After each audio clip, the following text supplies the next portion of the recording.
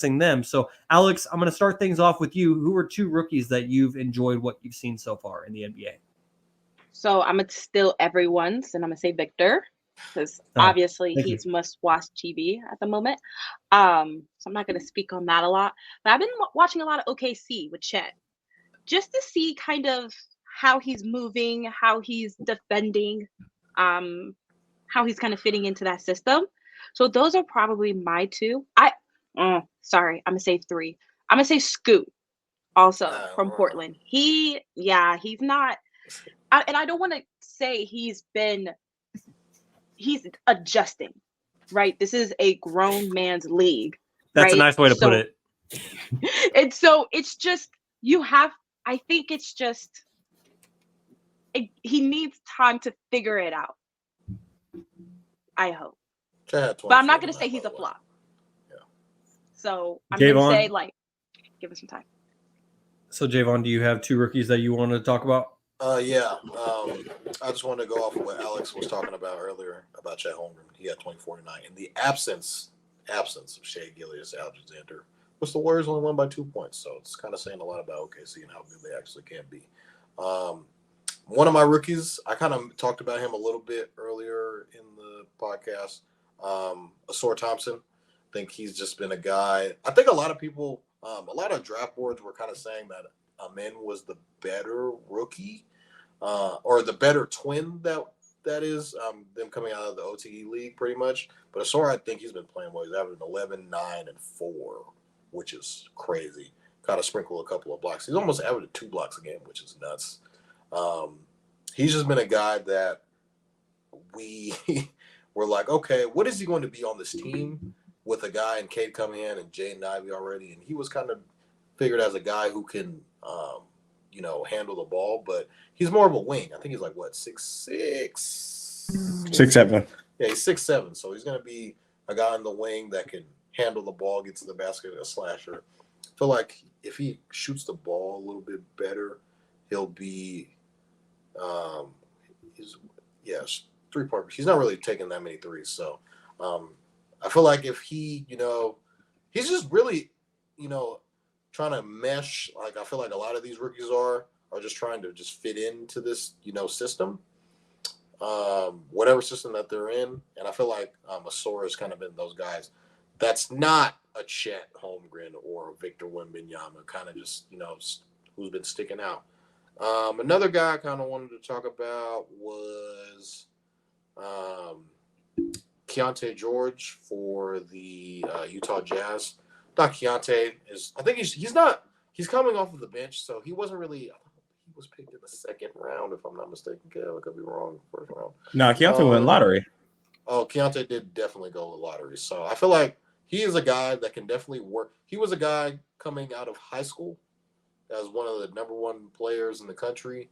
Going to Baylor. I don't think he had the best season in college at Baylor, just because of how college is. Some guys that are like really good with the ball in their hands and kind of getting their own shot in college don't really pan out as well as far as system goes. But when they get to the NBA, they're like, oh my God, this guy can get to the basket and he can average 30, this, that, and the third. So I feel like Keontae is a guy that we'll have to watch. He's averaging 7 and 3 right now. But that's off at 19 points a game. I feel like his minutes increase, and I feel like he can be their starting point guard. And just the dynamic of him being, I think he's a guy who can definitely create his own shot. If he just gets a little bit more opportunities there in Utah, the dynamic of him and Lauri Markkanen could be a very scary duo with them in the pick and roll. So Keontae George is a guy I would definitely watch out for, albeit it's only been 6 games, so very small sample size with these guys. Look for his minutes to increase, and you'll see his production increase as well. So I feel like with the limited time minutes that he's getting, he's been producing for the Utah Jazz. And I feel like once the minutes go up, his stats will definitely inflate as well. So Keontae George and Ausar Thompson are my 2 rookies to watch. Okay, Kevin, let's hear about how great Brandon Miller is. Hey, man. That's why I didn't say him, because I knew Kev was going to do it. Alex, I came on the pod during the NBA preview, not the NBA preview, maybe during the draft, and I put on the glasses and I said, Summer League. I said, even Stevie Wonder can see. Brandon Miller is one of them ones. He's good. 16 points, 6 rebounds, 2 assists. I said he was going to average 18 and 6. So 2 more points, and Kevin's hitting. Kevin's on the money. He's shooting 42% from 3, 47% from the field in his 3rd NBA game. We talk about Wemby going off. It's not Wemby, but, 22 and 9 is pretty good. This is my 3rd day out here. Yeah. And I'm out here doing my thing. I think Miles Bridges going down. We're not going to expand on that. Him having his issues again is really just going to heighten his Brandon Miller sitting, because that is going to take the role that he did before Miles Bridges got into all his things. He was on the way to becoming a supermax player. So seeing Brandon Miller now taking that spot is going to just see him flourish. And the other He's guy, not starting, though. He's not starting. Why is he not starting? I don't understand that. Because they freaking love Gordon Hayward, bro.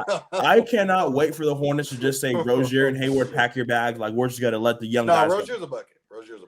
But they can get a lot for those guys. But secondly, I'm going to have to take Toddy. Azar Thompson has been doing his thing. Toddy mentioned his numbers, but I'm going to mention some numbers that Toddy did not mention. He is averaging 4 offensive rebounds a night as a 6'7" wing player. Yeah. He's averaging 9 a night.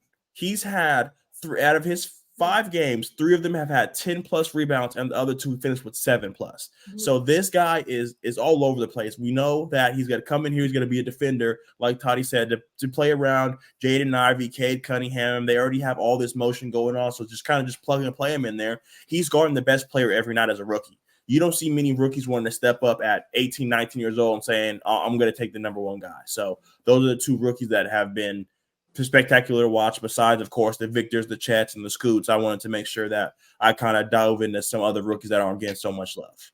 And now Shaun's going to say Colby Jones. No, I'm not going to talk about Colby Jones.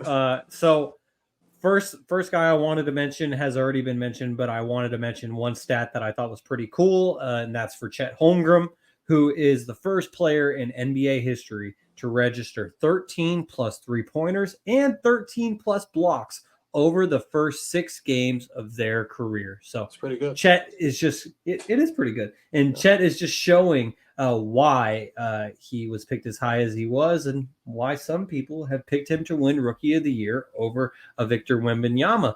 And exactly, yes, indeed, Kevin, I got you. But also, some other guy I wanted to mention, and Kevin, I'm honestly kind of disappointed that you didn't mention this guy yourself, and that's Derek Lively II of the Dallas Mavericks. He's been balling. Because he's been balling, and he's averaging 8.5 points per game and nearly 8 rebounds per game and a block. Nearly 80% field goal percentage, 78.9. All dunks. But the thing that I wanted to talk about mainly with Derek is that I've thought it's pretty cool how Tyson Chandler, former NBA vet, has taken him under his wing. And for those of you who aren't locked into right? Exactly, and so he's taken him under his wing. And Tyson Chandler, he's a guy who was an NBA champion with the Dallas Mavericks, and he said that he sees a lot of Derek Lively in himself, or a lot of himself in Derek Lively. And so I just thought it was kind of cool how he's taken him under his wing, and he could really maximize Derek's potential. And Derek's played well so far this season. And Kevin, as a Dookie, we're going to get to a Duke topic later on, a big one. But I'm just surprised that you didn't mention Derek yourself, Kevin. I wanted to, man, because he's exactly what Luka needs. Them having to play Dwight Powell at center, going from Dwight Powell to Derek Lively is the grass is greener for sure. Yeah. So